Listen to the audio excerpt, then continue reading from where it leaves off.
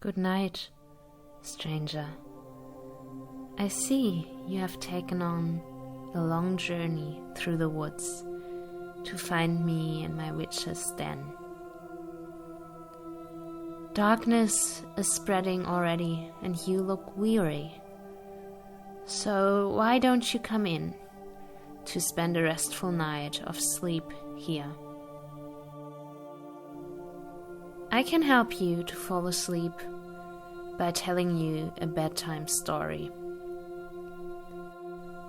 Today, we are going to witness the creation of the world, floating through what the ancient Greeks called chaos. We will then travel up until the point when Kronos saves himself and his Titan siblings from their father Uranus. And just like we know our Greek mythology, there's some incestuous and violent behaviors going on. So this is your warning. If you want to switch to a different episode, you can do that now. Otherwise, it's gonna be a really meditative, boring genealogy to fall asleep to. And I love seeing where all of you guys are from in my analytics. My major listeners right now are from the US, Germany, Sweden, Japan, and Ireland. So let me know in the comments if there is any folklore or mythology from your countries I should look into. And before we start, I'm going to share some news. My first Patreon subscriber here at Stories from the Witches, Dennis Elwin. Hi, thank you so much for your continuous support. Love you. There was also a problem with Apple Podcasts and the whole show disappeared from there, so I hope that those of you using Apple can listen to this episode again. Now you can get comfortable. I hope you are ready for bed. Turn off autoplay if you are on YouTube. Maybe put on a sleep timer if you need one. And set an intention for tonight. Feel free to let me know your intention in the comments.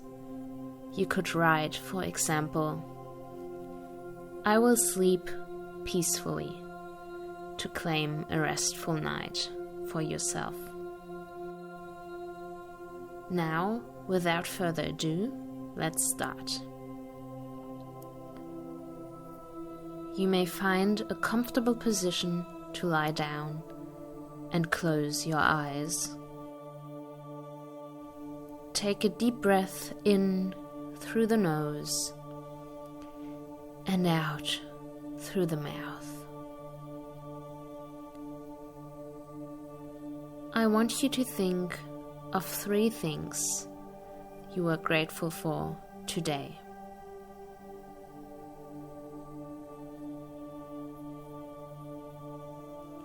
Maybe you experienced some kind of personal success today. Maybe you had a nice encounter with someone. Or maybe you ate something very delicious.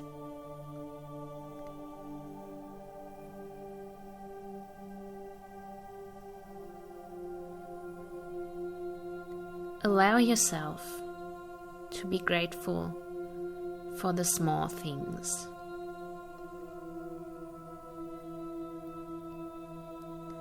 Concentrate on your breath again.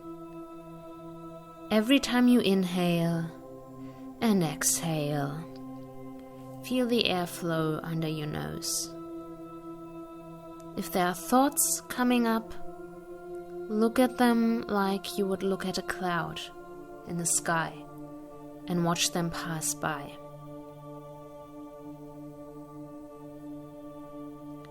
With every exhale, your body relaxes deeper. Your feet become heavy.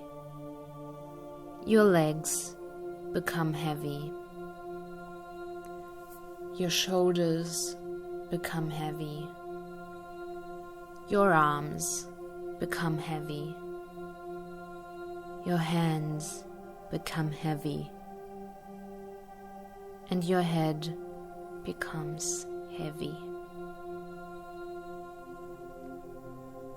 I am now going to count down from 5, and when I reach 1, you will be completely present in tonight's story. 5. You are entirely safe and relaxed where you are in this moment in time. 4.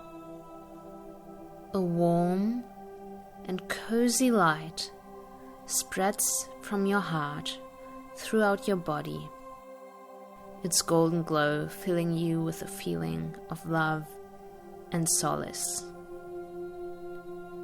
3. You let go of everything that is still binding you to today. 2. My voice is leading you through the light and beyond.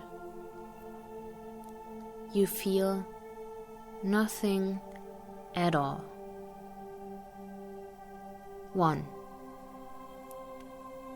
You fly through an endless void. You feel nothing. You see nothing. You hear nothing. You smell nothing. You do not have a body, and there's nothing outside of you. There's no time and no space.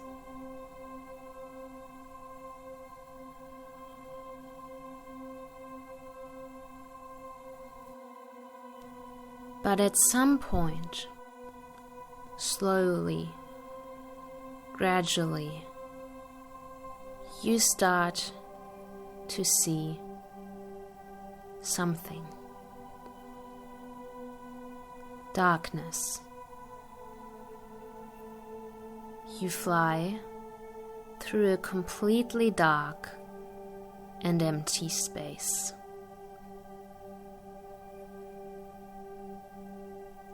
For a long time, nothing else comes into view.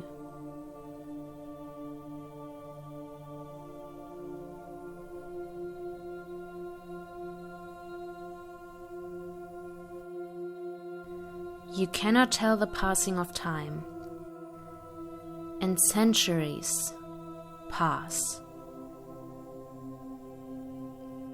Millennia pass.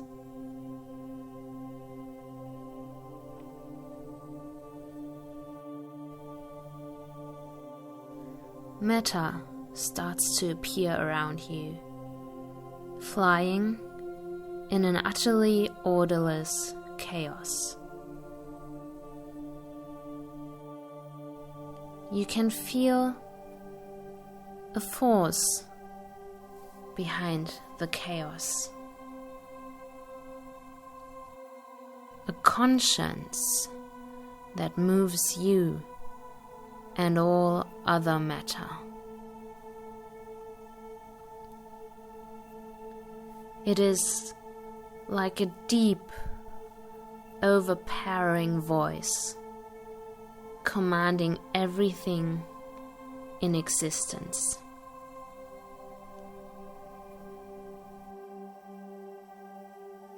The darkness is my son, Erebus. But I will create another mortal, Chaos says. to keep me company.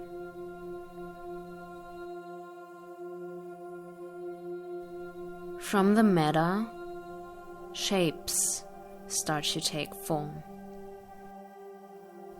Around a hot center, a rocky sphere assumes shape. Gaia, Chaos calls the planet, and you can see on its surface the face of a woman, dark as earth.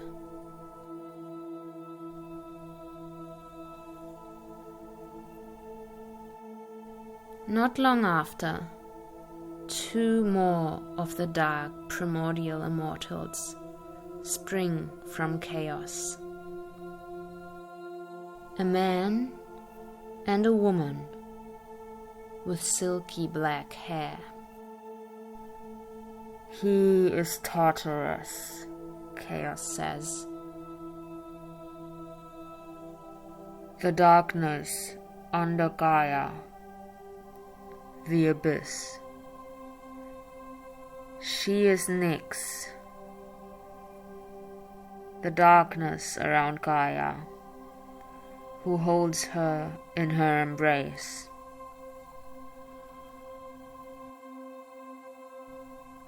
Chaos's fifth child is the most beautiful, the gentlest and kindest son, Eros, who is the embodiment of love.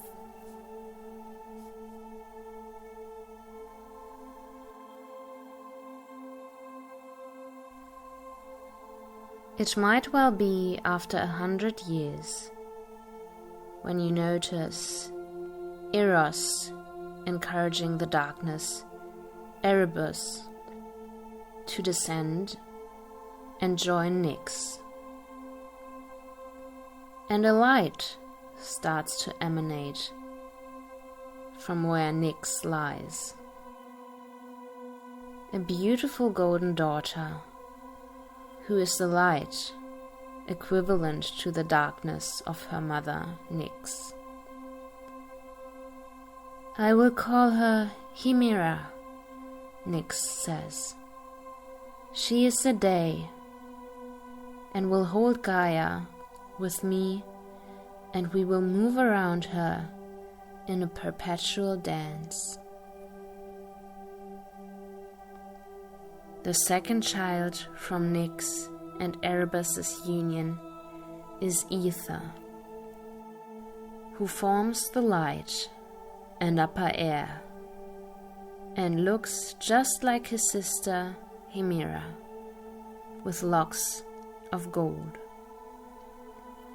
Gaia births a sky that lies like a giant dome around her and shows her the stars. You are Uranus, Gaia says, and you shall be my husband. Without any help, she also grows mountains all over her surface, whom she fondly calls Ure, and a powerful blue sea that spreads over large parts of the earth with surging waves. This is my son, Pontus, Gaia declares affectionately. His eyes are dark and blue. You orbit around the earth, waiting to observe what will materialize next. This is when Gaia and Uranus become parents to their first 12 children, a new type of deity, the Titans. 6 daughters and 6 sons. Their firstborn son, Oceanus, their strongest, springs from Gaia. He is a great river who encircles the entire world. Next are Coeus, Crius, Iapetus, and Hyperion, the shining sun, moving across the sky with Hemera, the day. Their first daughter is Thea, followed by Rhea, then Mnemosyne, who is memory personified. Themis is the goddess of divine law. Phoebe, who is born as intellect and prophecy.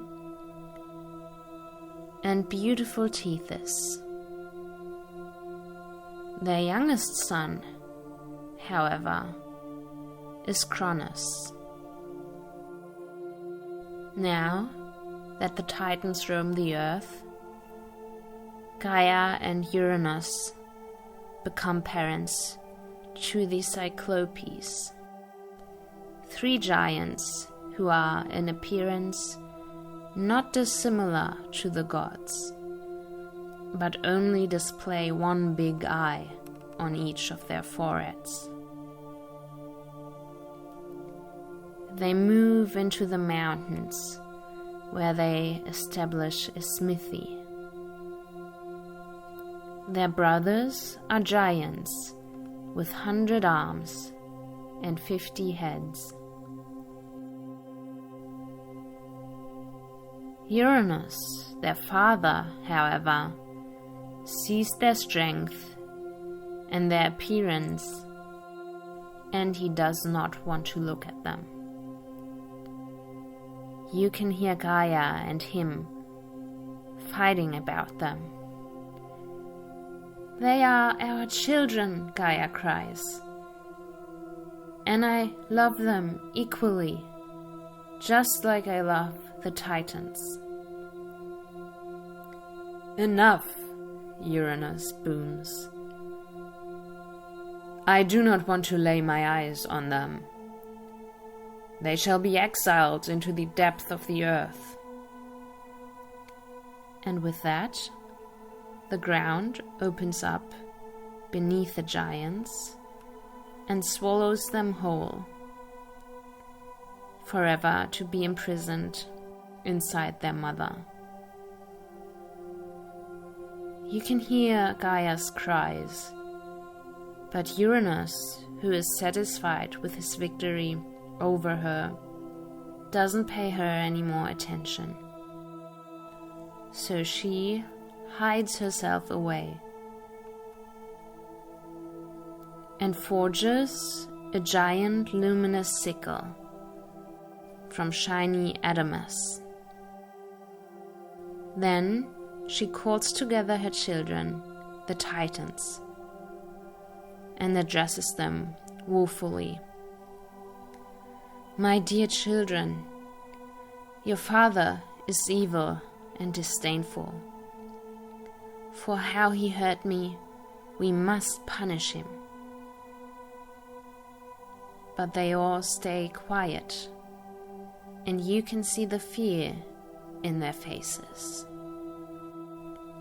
Until Cronus steps forward and says, "Mother, I am willing to set about this deed myself, as what he did to you displeases me greatly."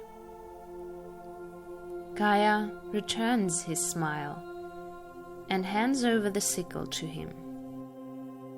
Together, they discuss their plan.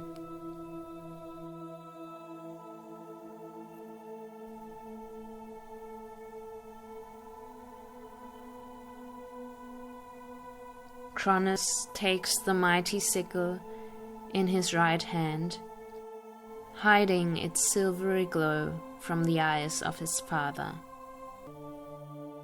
Then he lies in wait, while Gaia waits on a vast meadow, where the earth is flat and accessible. When night finally falls, Uranus descends from the heavens, approaching Gaia, trying to cover her with his body. But right before he can touch her, Cronus leaps between them, grabbing his father tightly with his left hand and wielding the sickle in his right.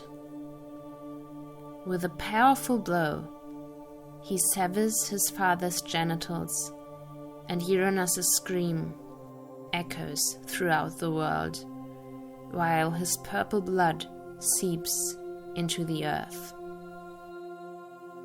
And where his blood meets the ground, monsters of different kinds spring from the earth. The Erinyes with their hateful eyes, black like the depths of Tartarus. The aggressive giants holding twinkling weapons in their strong hands. And the Meliae, who are the nymph of the ash trees, with eyes green as leaves and hair brown as bark. But Uranus's voice sounds through the world, full of hatred, cursing his children, the Titans. But his injury forces him to withdraw, his power failing him entirely.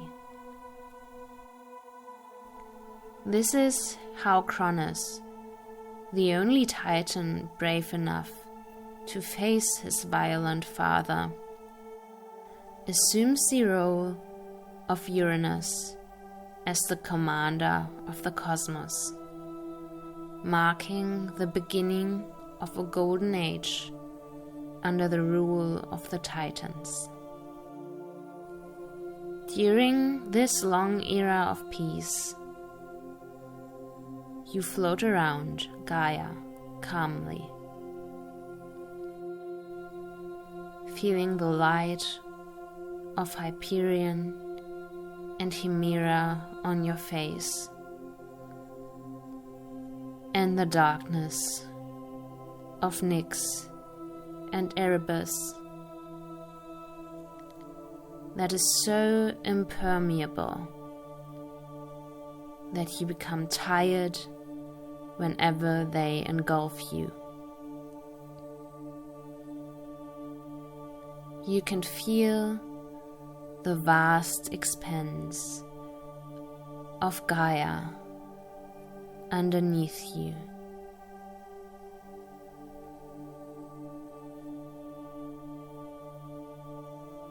Feeling a connection to the entirety of Earth. And you can feel the endless energy of chaos all around you. Your connection to the universe. You are part of everything, and everything is a part of you.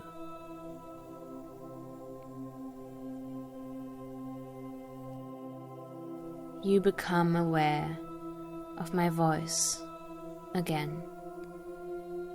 I will now count to 5, and once I reach the number 5, you will fall asleep. 1. You feel a comfortable and cozy warmth spread through your entire body. 2. Your muscles relax completely. 3. You feel safe and full of love.